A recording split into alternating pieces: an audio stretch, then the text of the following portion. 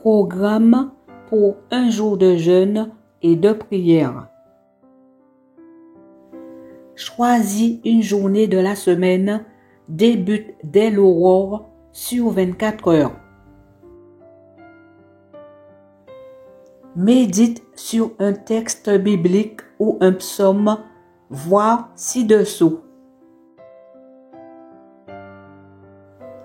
Loue Dieu, chante en l'honneur du Seigneur des chants, acclame le Seigneur au son de la musique, avec la guitare, la flûte, la harpe, le piano, par des rythmes musicaux. Expose ta situation, fais des prières de supplication, prie Dieu avec insistance et soumission. Pour plus d'infos, voir la vidéo titrée « La puissance du jeûne accompagnée de prières de délivrance ». Texte de méditation. Psaume 136.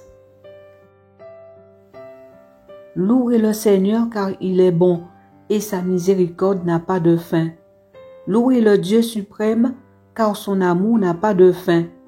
Louez le souverain Seigneur car son amour n'a pas de fin. Lui seul fait de grandes merveilles car son amour n'a pas de fin. Il est l'artiste qui a fait le ciel car son amour n'a pas de fin. Il a disposé la terre au-dessus des mers, car son amour n'a pas de fin. Il a fait les grands astres, car son amour n'a pas de fin. Le soleil pour présider au jour, car son amour n'a pas de fin. Étoiles et lune pour présider à la nuit, car son amour n'a pas de fin. Il fit mourir les fils aînés des Égyptiens, car son amour n'a pas de fin.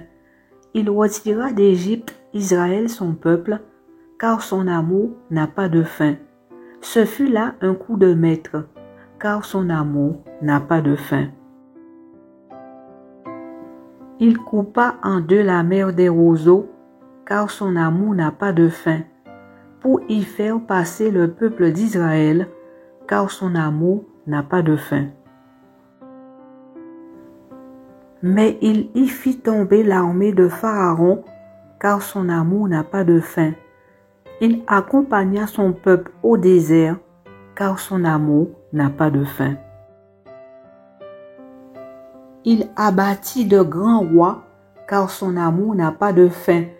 Il massacra des rois puissants, car son amour n'a pas de fin.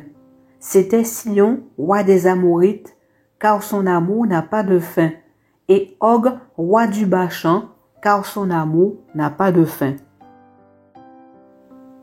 Il donna leur pays en patrimoine, car son amour n'a pas de fin. En patrimoine à Israël son serviteur, car son amour n'a pas de fin.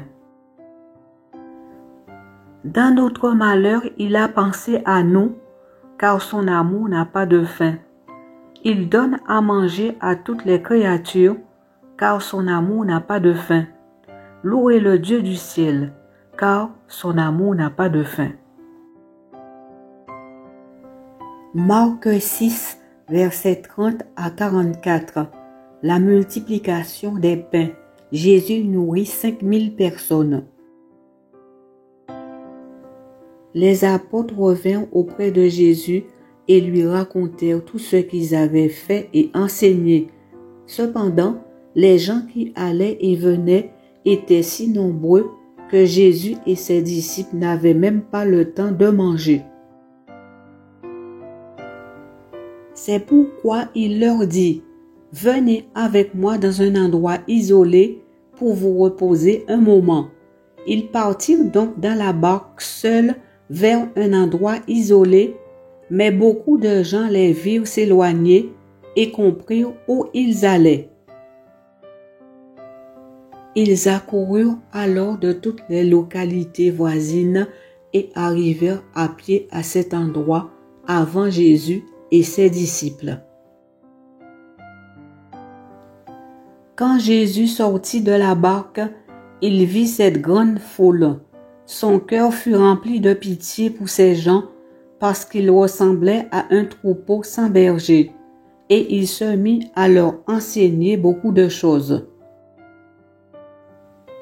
Il était déjà tard lorsque les disciples de Jésus s'approchèrent de lui et lui dirent: « Il est déjà tard et cet endroit est isolé.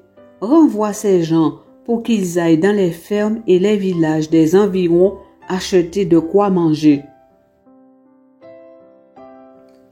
Jésus leur répondit: « Donnez-leur vous-même à manger. » Mais ils lui demandèrent: « Voudrais-tu que nous allions dépenser 200 pièces d'argent pour acheter du pain et leur donner à manger? » Jésus leur dit: « Combien avez-vous de pain?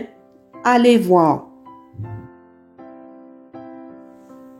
Ils se renseignèrent et lui dirent: « Nous avons 5 pains et aussi 2 poissons. » Alors Jésus leur donna l'ordre de faire asseoir tout le monde par groupe sur l'herbe verte. Les gens s'assirent en rang de 100 et de 50. Puis Jésus prit les 5 pains et les 2 poissons, leva les yeux vers le ciel et remercia Dieu. Il rompit les pains et les donna aux disciples pour qu'ils les distribuent aux gens. Il partagea aussi les 2 poissons entre eux tous. Chacun mangea à sa faim. Les disciples emportèrent les morceaux de pain et de poisson qui restaient, de quoi remplir 12 corbeilles. Ceux qui avaient mangé les pains étaient au nombre de 5000 hommes. Marc 8, versets 1 à 9. Jésus nourrit 4000 personnes. En ce temps-là, une grande foule s'était de nouveau assemblée. Comme elle n'avait rien à manger, Jésus appela ses disciples et leur dit: « J'ai pitié de ces gens, car voilà 3 jours qu'ils sont avec moi et ils n'ont plus rien à manger. Si je les renvoie chez eux le ventre vide, ils se trouveront mal en chemin, car plusieurs d'entre eux sont venus de loin. » Ses disciples lui répondirent: « Où pourrait-on trouver de quoi les faire manger à leur faim dans cet endroit désert? » Jésus leur demanda: « Combien avez-vous de pain? » Et ils répondirent: « 7. » Alors il ordonna à la foule de s'asseoir par terre. Puis il prit les 7 pains, remercia Dieu, les rompit et les donna à ses disciples pour les distribuer à tous. C'est ce qu'ils firent. Ils avaient encore quelques petits poissons. Jésus remercia Dieu pour ces poissons et dit à ses disciples de les distribuer aussi. Chacun mangea à sa faim. Les disciples emportèrent 7 corbeilles pleines de morceaux qui restaient. Or, il y avait là environ 4000 personnes. Puis Jésus les renvoya, monta aussitôt dans la barque avec ses disciples et se rendit dans la région de Dalmanutha. Jésus bénit des enfants. Acte 10, versets 13 à 16. Des gens emmenèrent des enfants à Jésus pour qu'il pose les mains sur eux, mais les disciples leur firent des reproches. Quand Jésus vit cela, il s'indigna et dit à ses disciples: « Laissez les enfants venir à moi, ne les en empêchez pas, car le royaume de Dieu appartient à ceux qui sont comme eux. Je vous le déclare, c'est la vérité. Celui qui ne reçoit pas le royaume de Dieu comme un enfant ne pourra jamais y entrer. » Ensuite, il prit les enfants dans ses bras, il posa les mains sur chacun d'eux et les bénit.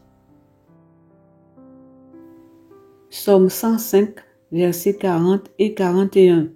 Mais ils réclamèrent. Le Seigneur fit alors venir des cailles et il les rassasia du pain du ciel.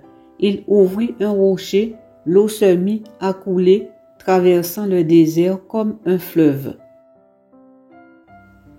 Matthieu 6, verset 25. Voilà pourquoi je vous dis, ne vous inquiétez pas au sujet de la nourriture et de la boisson dont vous avez besoin pour vivre, ou au sujet des vêtements dont vous avez besoin pour votre corps. Luc 1, verset 37. Car rien n'est impossible à Dieu. Romains 5, verset 8. Mais Dieu nous a prouvé à quel point il nous aime. Le Christ est mort pour nous alors que nous étions encore pécheurs. Remerciez le Seigneur jour après jour pour son amour qui n'a pas de fin.